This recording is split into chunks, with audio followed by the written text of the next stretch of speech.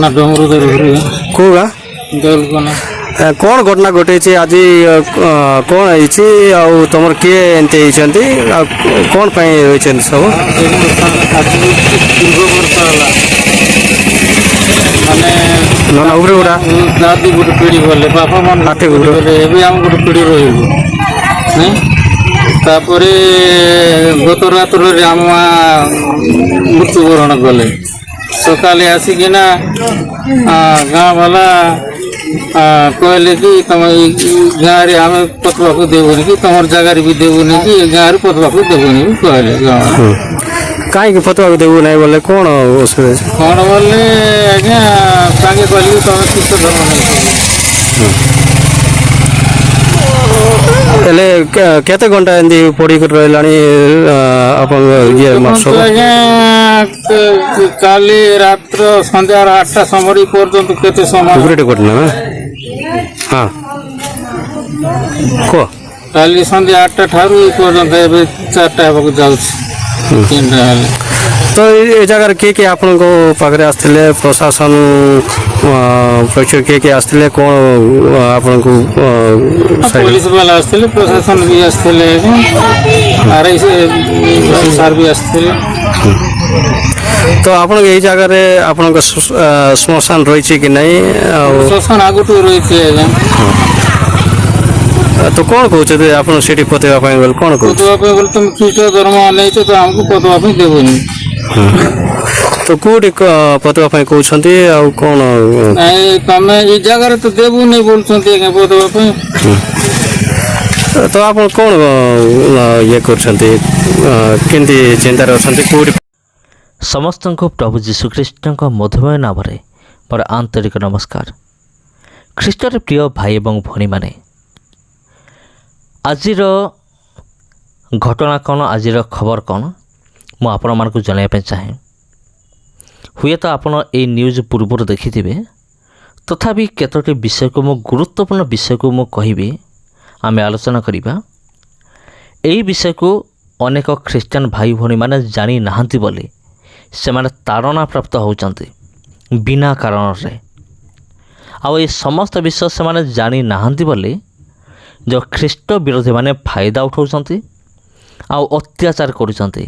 କିନ୍ତୁ ଆଜି କେଟା ପଏଣ୍ଟ କହିବି, ଯଦି ଆପଣ ସେ ପଏଣ୍ଟକୁ ବୁଝିଯିବେ, ଆପଣ ଯଦି ଜାଣିଯିବେ ଏବଂ ଆପଣ ଯଦି ଆପଣଙ୍କର ବିଶ୍ୱାସୀନ ଭାଇ ଭଉଣୀମାନଙ୍କୁ ଶିଖାଇବେ, ତେବେ ସେମାନେ ମଧ୍ୟ ଯେତେ ବଡ଼ ଖ୍ରୀଷ୍ଟିଆନ ବିରୋଧୀ ହେଉନା କାହିଁକି ତାକୁ ସେମାନେ ଆରାମରେ ସାମ୍ନା କରିପାରିବେ।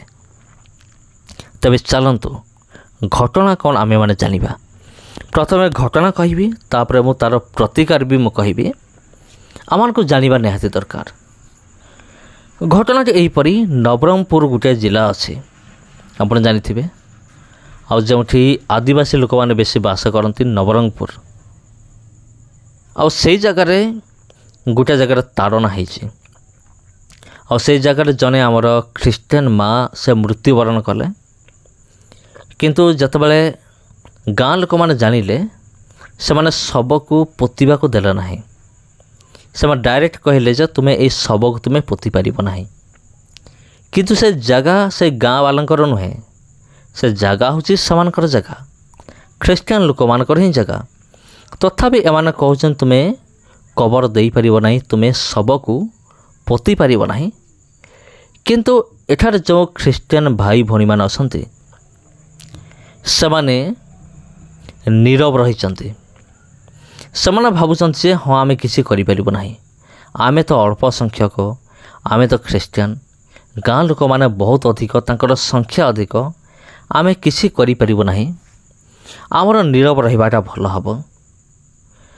ତେବେ ପ୍ରିୟ ବନ୍ଧୁଗଣ, କାହିଁକି ସେମାନେ ଚାହୁଁଛନ୍ତି ନୀରବ ରହିବା ପାଇଁ?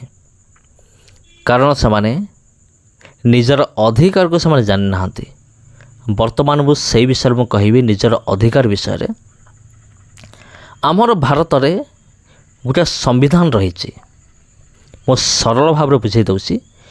ସମ୍ବିଧାନ ରହିଛି, ସମ୍ବିଧାନ ବୋଇଲେ କ'ଣ, ମାନେ ଏକ ନିୟମ ଅଛି। ଆଉ ଏ ନିୟମ ଲେଖା ହେଇଛି ଗୋଟେ ବହି ଭିତରେ ଲେଖା ହେଇଛି। ସେ ବହିର ନାଁ ହେଉଛି ଭାରତୀୟ ସମ୍ବିଧାନ। ଆଉ ଏଇ ସମ୍ବିଧାନ କେବଳ ଆଜି ନୁହେଁ, ଏ ସମ୍ବିଧାନଟି ଯେତେବେଳେ ଭାରତ ସ୍ୱାଧୀନ ହେଲା ଆଉ ଯେତେବେଳେ ଭାରତକୁ ଏକ ସାର୍ବଭୌମ ସାଧାରଣତନ୍ତ୍ର ରାଷ୍ଟ୍ରରେ ପରିଣତ କରାଗଲା, ଘୋଷଣା କରାଗଲା, ସେତେବେଳେ ଏହି ସମ୍ବିଧାନ ଲେଖା ହେଇଥିଲା। ତାକୁ ଲେଖିଥିଲେ କିଏ?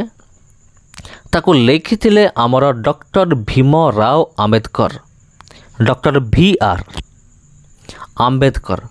ସିଏ ଲେଖିଥିଲେ এই ବହିକୁ, ଏହି ସମ୍ବିଧାନକୁ ସେ ଲେଖିଥିଲେ, ଯେଉଁଟାକି ଆଜି ମଧ୍ୟ ଆମର ଦେଶର ଆଇନରେ ତାକୁ ପାଳନ କରାହେଉଛି। କ'ଣ ଆପଣ ଜାଣିଛନ୍ତି? ସେଇ ଯେଉଁ ବହି ଭିତରେ ଯାହା ବି ଲେଖା ଅଛି, ଯେତେ ବି ମୌଳିକ ଅଧିକାର ରହିଛି, ସେଥିମଧ୍ୟରୁ ଗୋଟିଏ ଅଛି ଧର୍ମଗତ ସ୍ୱାଧୀନତା ଅଧିକାର। ମାନେ ଜଣେ ମଣିଷର ନିଜର ଧର୍ମ ଉପରେ ସ୍ୱାଧୀନତା ରହିଛି। ସେ ନିଜର ଇଚ୍ଛା ଅନୁସାରେ କୌଣସି ବି ଧର୍ମକୁ ଗ୍ରହଣ କରିପାରିବ, କୌଣସି ବି ଧର୍ମକୁ ପ୍ରଚାର କରିପାରିବ, ଧର୍ମ ଅନୁଷ୍ଠାନ ତିଆରି କରିପାରିବ, ତା'ର ପରିଚାଳନା କରିପାରିବ। ଏମିତି ନିୟମ ସବୁ ରହିଅଛି। ତେବେ ଖ୍ରୀଷ୍ଟରେ ପ୍ରିୟ ଭାଇ ଏବଂ ଭଉଣୀମାନେ, କିନ୍ତୁ ଦୁଃଖର ବିଷୟ ହେଉଛି ଅନେକ ଆମର ଖ୍ରୀଷ୍ଟିଆନ ଭାଇ ଏବଂ ଭଉଣୀମାନେ ତାଙ୍କର ଏହି ଅଧିକାରକୁ ସେମାନେ ଜାଣିନାହାନ୍ତି। ତାଙ୍କର ଅଧିକାରକୁ ନ ଜାଣିବା ହେତୁରୁ ସେମାନେ ବିଭିନ୍ନ ପ୍ରକାର ସମସ୍ୟାର ସମ୍ମୁଖୀନ ହେଉଛନ୍ତି। ଆଉ ଫାଇଦା କେଉଁମାନେ ଉଠାଉଛନ୍ତି? ଖ୍ରୀଷ୍ଟିଆନ ବିରୋଧୀମାନେ। ଆଉ ମୋର ଗୋଟିଏ ବିଶ୍ୱାସ ଅନୁରୋଧ, ଆପଣ ସେଇ ଅଧିକାର ଗୁଡ଼ିକ ଜାଣନ୍ତୁ, ଆପଣ ନିଜର ଅଧିକାରକୁ ଜାଣନ୍ତୁ, ଆଉ ଆପଣଙ୍କ ଲୋକମାନଙ୍କୁ ଶିଖାନ୍ତୁ। ଆପଣ ହୁଏତ ଭାବୁଥିବେ ଏ ସମ୍ବିଧାନ ଜାଣିକି ଆମେ କ'ଣ କରିବୁ? ଆମେ ତ ଅଳ୍ପ ସଂଖ୍ୟକ। ଆପଣ ସିନା ଅଳ୍ପ ସଂଖ୍ୟକ, କିନ୍ତୁ ଆଇନ ହେଉଛି ବହୁତ ବଡ଼। ଭାରତୀୟ ଯେଉଁ ଆଇନ ରହିଅଛି ବହୁତ ବଡ଼। ଆପଣ ଆଇନର ଆଶ୍ରୟ ନେଇପାରିବେ। ଆପଣ ଥାନା ନହେଲେ ବି କୋର୍ଟ, ହାଇକୋର୍ଟ କିମ୍ବା ଜିଲ୍ଲା କୋର୍ଟ, ହାଇକୋର୍ଟ, ସୁପ୍ରିମକୋର୍ଟ, ଏମାନଙ୍କର ଆପଣ ଆଶ୍ରୟ ନେଇପାରିବେ। ଆଉ ବିରୋଧୀମାନଙ୍କର ମୁହଁକୁ ଆପଣ ବନ୍ଦ କରିପାରିବେ। ସେ ଅଧିକାର ଆପଣଙ୍କ ପାଖରେ ରହିଅଛି। ତେବେ ଖ୍ରୀଷ୍ଟରେ ପ୍ରିୟ ଭାଇ ଏବଂ ଭଉଣୀମାନେ, ଏଇଟା ହେଉଛି ପ୍ରଥମ ବିଷୟ। ଆପଣ ନିଜର ଅଧିକାରକୁ ଜାଣନ୍ତୁ, ଧର୍ମଗତ ସ୍ୱାଧୀନତା ଅଧିକାରକୁ ଆପଣ ଜାଣନ୍ତୁ। ତା ସହିତ ଆପଣ ଆପଣଙ୍କର ବିଶ୍ୱାସିନୀ ଭାଇ ଭଉଣୀମାନେ ଯେତେ ଅଛନ୍ତି ସମସ୍ତଙ୍କୁ ଶିଖାନ୍ତୁ ଯେ ଦେଖ, ଆମ ଭାରତରେ ଆଇନରେ ଆମକୁ ଏମିତି ଅଧିକାର ଆମକୁ ଦିଆଯାଇଛି। ଏଇଟା ହେଉଛି ପ୍ରଥମ ବିଷୟ।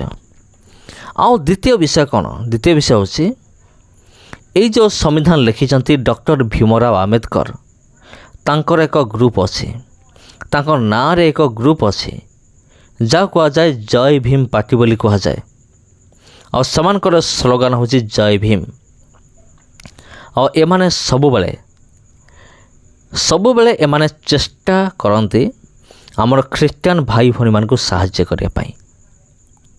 ହଁ ପ୍ରିୟ ବନ୍ଧୁଗଣ, ଯେତେବେଳେ କୌଣସି ଖ୍ରୀଷ୍ଟିଆନ ଭାଇ ଭଉଣୀ ସେମାନେ ତାଡ଼ନା ପ୍ରାପ୍ତ ହୁଅନ୍ତି, ଆଉ ଯେତେବେଳେ ଆମର ପ୍ରଭୁଙ୍କର ଲୋକମାନେ ସେମାନଙ୍କ ପାଖକୁ ଯାଆନ୍ତି ଆଇନଗତ ସାହାଯ୍ୟ ପାଇବା ନିମନ୍ତେ, ସେତେବେଳେ ସେମାନେ କିଛି ଚିନ୍ତା ନ କରିକି ସେମାନେ ଆଗେଇ ଆସନ୍ତି।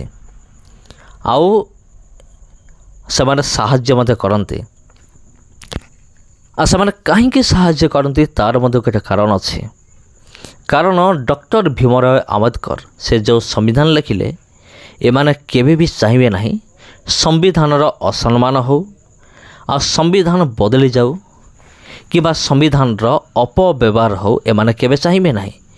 ସେଥିପାଇଁ ଏମାନେ ଚେଷ୍ଟା କରିବେ ଖ୍ରୀଷ୍ଟିଆନ ଲୋକମାନଙ୍କୁ, ପ୍ରଭୁ ଯୀଶୁଙ୍କର ଲୋକମାନଙ୍କୁ ଅଧିକରୁ ଅଧିକ ସେମାନେ ସାହାଯ୍ୟ କରିବେ। ଏମାନଙ୍କର ଗୋଟେ ଟିମ୍ ଅଛି। ଆଉ ଏଇ ଟିମ୍ର ଏକତା ଏମିତି ରହିଅଛି, ଏମାନେ କୌଣସି ବି ରାଜନୈତିକ ଦଳ ସହିତ ଟକ୍କର ଦେଇପାରିବେ। ଯେପରିକି ବଜରଙ୍ଗ ଦଳ ହେଉ, RSS ଦଳ ହେଉ, ଏମାନଙ୍କୁ ଟକ୍କର ଦେଲା ଭଳିଆ ଶକ୍ତି ବି ଏମାନଙ୍କ ପାଖରେ ଅଛି। ସେଥିପାଇଁ ମୋର ଦ୍ୱିତୀୟ ସଜେସନ୍, ଆପଣ ସେମାନଙ୍କ ସହିତ ସମ୍ପର୍କ ରଖନ୍ତୁ, ସେମାନଙ୍କ ସହିତ ଘନିଷ୍ଠ ସମ୍ପର୍କ ରଖନ୍ତୁ, ସେମାନଙ୍କ ସହିତ ମିଶନ୍ତୁ, ମିଳାମିଶା କରନ୍ତୁ, ଏବଂ ଆପଣ ମଧ୍ୟ ସେମାନଙ୍କୁ ସହଯୋଗ କରନ୍ତୁ। ତେବେ ସେମାନେ ଆପଣଙ୍କୁ ସହଯୋଗ କରିବେ।